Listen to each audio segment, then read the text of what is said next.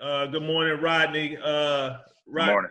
McLeod is someone who came to my attention a number of years ago as the CEO of Big Brothers Big Sisters, and I'm just so happy to have Rodney, who just signed a new contract, 2-year contract with the Philadelphia Eagles, Yep. who is just a stalwart in the community here in Philadelphia. And I wanted to take this time this morning to ask Rodney a couple questions about his involvement with Big Sisters, but also his involvement with the community of Philadelphia. And so, Rodney, I just want to start with a couple questions. First, I know that since you came to Philadelphia, your first year, you got involved with Big Brothers Big Sisters. Can you tell me what made you get involved with us? What made me get involved with Big Brothers Big Sisters, just the impact that mentoring has on the youth and, a child specifically. A guy like myself, I grew up in a great household with a lot of support. I had, my mom, I had a dad, I actually had step-parents, grandparents. It extended a lot further. And I benefit a lot of my support system to my success, things that they taught me. My mom, who was very influential in my success, pushed me. And just having people who in your life that you can look up to and say they're doing the right thing, or this is how things should be done. Unfortunately, for a lot of kids in these urban communities, they don't have that stable household where they have both parents to depend on or lean on, or seek for advice by someone. And so for me, it was important for a guy like myself who's done so much throughout my life and gained a lot of success. How can I now share a little bit of wisdom or provide some guidance to, a child in need? And I found that through Big Brothers Big Sisters, thanks to you guys. And I've been with my little for, I think it's been about 3 years now that we've formed a relationship and bond. And he's a great young man, and I'm hoping to continue to have an impact in his life. So speaking of that impact, tell me, and I met your little, he's actually, I wouldn't even call him a little because he's probably bigger than you and me right now. He is. He's taller than me. Yeah, exactly. But I'd like to just, I know you're a very humble guy, modest, you do a lot and you don't, ask for a whole lot of accolades or whatever. But just in your opinion, what do you think the impact of you being a mentor in his life has helped him to achieve? I think for me, I consider myself as a, motivator, or a guy that leads by example. So what I hope that he gets is he looks at my life and exemplifies what he should strive to possibly be like, whether that's finishing high school, that's going to college, and then that's just being successful in life. It doesn't, I stress to him all the time, you don't have to be, an athlete. He inspires to, be in the NBA. And of course, I hope he is able to accomplish that, because that is a huge achievement and something that I hope he does accomplish. But at the same time, I always stress to him that he has to fall back on his education. And you're more than just an athlete. So start now to think about that. And ironically enough, he texted me one day and he said, "Hey man, I remember the conversation we had, and I'm kind of thinking about, life without basketball." And my eyes lit up, because I was saying, this is what I've been stressing to you before. And so now he's picked up a little trade right now. He's doing barbering school. So hey man, if he goes to college, that's a quick way to, get some money in his pocket. But also it's a trait, just to take with him throughout life. And so, that's what I try to instill on him, man, is me as an athlete. And what I try to preach to a lot of kids that I come across is speaking from a person who's lived it and gone through it, is that don't wait until it's too late to have, that second outlet before your injury takes you away from the game, or you just you don't have the skills to make to that next level of plan for, and rather than Hey, Rodney, I think I'm losing you here. I'm sorry. Can you hear me? Rodney? Hello? Yeah, can you hear me? Rodney? Let's see, what is going on here? Hello? I got you now. Can you hear me? Yeah, I can hear you now. Okay, and I got most of that, so maybe we won't use the last part of that, so we'll be fine. Okay. Carrying on. So, and also when I ask you the question, if you can kind of Recite it. Yeah, just kind of repeat it so they'll know, because they may cut me out of it, right? Okay. So they know what you're talking to. So, someone like myself growing up in the projects and growing up in abject poverty, one of the things I used to always hear growing up, and even today, this saying that they say kids can't be what they can't see, right?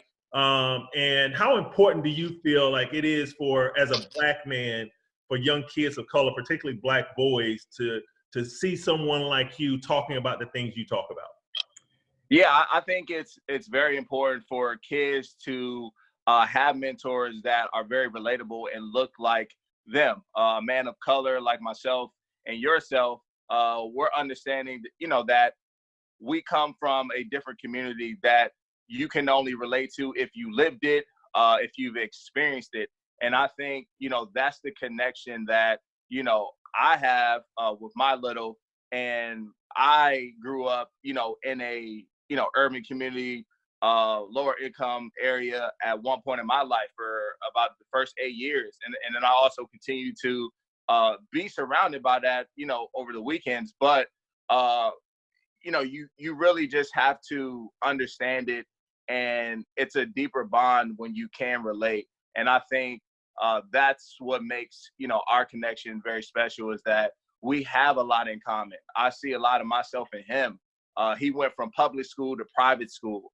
I did the same thing, and I had struggles, and he's experienced the struggles.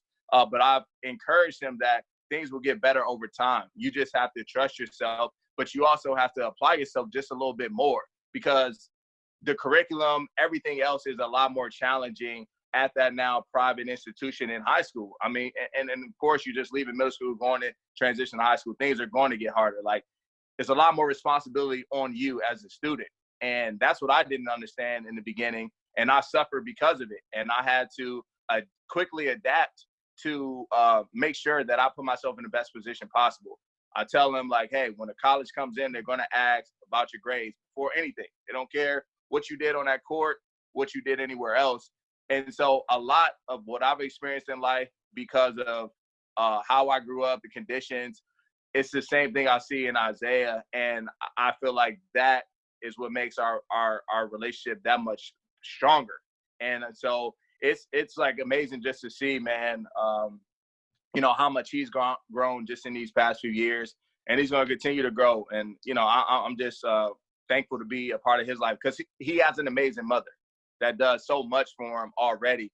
And when I stepped into their home, I said, I don't even know what I'm doing here, because she's got to take it care of, it seems like. But she's a blessing, man, and she goes above and beyond, and I'm just there as an extra support system for him. Well, we're lucky to have you here in Philadelphia. As you know, coming to Philadelphia, you see that Philadelphia is the poorest big city in the country. We have a huge issue with violence. Our homicides are spiking. Our kids are struggling with poor public school funding and education. So there's a myriad of issues and challenges our communities are facing, and it's asking us to be able to do more. And you have really personified what it means to do more. Both you and your wife, your lovely wife, and your mom and your family. I see you guys getting involved in a lot of stuff here, not just with Big Brothers Big Sisters, but just a lot of stuff in general. And if you can, talk to me about this fund that you and your wife started called Change Our Future. Yeah, so we started a fund recently called Change Our Future that you just mentioned. Pretty much our focus is to create opportunity. Sorry, alarm's going off over here. Pretty much, Change Our Future wants to focus on creating opportunities for youth in these urban communities that I spoke about through education and health initiatives, specifically focusing on areas in youth development, community empowerment, education, and health and wellness. our mission is to eliminate these labels that are placed on these communities, build healthy lifestyles, and empower the youth. So, what we've decided to do was, obviously we're dealing with a huge crisis that everybody's dealing with. And there's a lot of at-risk families that don't necessarily know when they're going to get their next dollar or how they're going to get their next meal. So we decided to donate $25,000 to Fill Abundance for the work that they're doing and the access that they're providing for the food service. But then an extension off of that is that we wanted to bring awareness to the grab-and-go meal sites that the school district has provided for these students. Because as we know, all these students now are not being able to go to school. A lot of these students were dependent upon school to provide those meals for them, breakfast and lunch. So what the city has decided to do, and what myself and guys like Wallow around the city, who are influencers, have drawn awareness to what they're doing, because we felt like people weren't taking advantage of that and didn't know. And I think that's kind of the issue that we have in those type of communities, is that there's a lack of information that gets to the communities to let them know what they have access to and how they can get it. So we wanted to use our platforms to draw people in. And because of that, people have taken advantage now, which is great. And they're doing an amazing job. They're providing 6 meals a day per student. So 3 meals for breakfast, 3 for lunch. There's over 80 sites around the city. So it's amazing, man. And I love that everybody's kind of just doing their part throughout this. And I've seen a lot done here in Philadelphia to help our community. Well, Rodney, I just want to, just personally thank you for everything you've done for this community. I want to thank you for how you participate with Big Brothers Big Sisters, helping us to raise over $1.5 million over the last 5 years with our fashion touchdown event, helping us to get connected with the NFL, donating personally to our organization so that we can take needy kids or kids in need off of our waiting list. So I want to thank you and your family and your wife and the Eagles Foundation and the Eagles team for everything you continue to do for Big Brothers Big Sisters. Thank you so much. I know you got a busy day today. Some of us are busy at home, and it seems like you're doing more at home than most of us do when we can go to our job. But I want to thank you, young man. Keep doing your work, man, and we'll be in touch. I appreciate it, Marcus. Stay safe, man. All right, you too.